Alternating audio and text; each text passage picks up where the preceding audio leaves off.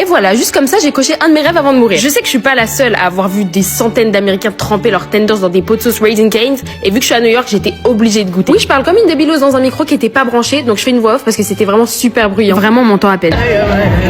Il y a un DJ dans le Raising Cane's, c'est la grosse fête. C'est tellement random d'avoir un DJ dans un fast-food, ça me termine. Du coup, j'ai pris le fameux pot de sauce qui avait la même taille que ma boisson, c'est effrayant. On a pris des menus classiques, donc t'avais des tenders, des frites, une salade de choux et du pain. Oui, il y avait du pain. Et on teste enfin ce fried chicken et la sauce. Pour la première bougie, j'étais obligée de le tremper, mais franchement, c'était beaucoup de sauce. C'était beaucoup. Et bah c'est du poulet, ouais. C'est-à-dire que le poulet frit, il a un goût de poulet frit. Ma soeur, elle a dit que ça avait le même goût que chicken street et je trouve qu'elle a tellement raison. Je sais pas si vous avez déjà goûté Raising Cane's et que vous êtes d'accord avec nous, mais pour moi c'est le même. Enfin, c'est vraiment du poulet frit classique, quoi. Il y a pas d'épices particulières ou d'assaisonnement de fou. Et ensuite la sauce, bah elle est ok. En fait, vu les vidéos, tu t'attends à faire waouh quand tu la goûtes, mais là j'avais faim en plus, donc normalement quand t'as faim tout paraît meilleur. J'étais genre ok, c'est du poulet frit et de la sauce. Un peu déçue. En revanche, la salade de choux qui d'ailleurs était une sauce à la salade, vraiment le chou baigné dans la mayonnaise, je sais pas c'est quoi leur sauce, bah elle était très très bonne. Ils nous vendent du rêve avec leur sauce, mais c'est ça le mieux. Après peut-être que je suis dure avec le poulet et la sauce, mais je sais pas, en fait je crois que j'avais trop d'attentes. Pourtant s'il y a une règle à connaître, c'est de pas avoir d'attente sur la nourriture aux États-Unis, mais je sais pas, j'ai vu trop de vidéos, ça fait trop longtemps que j'attendais de goûter. Mais bon, au moins j'ai testé, c'est coché dans ma liste. J'avais préféré Wendy's par contre. Dites-moi c'est quoi les meilleurs fast-food américains selon vous. Bisous.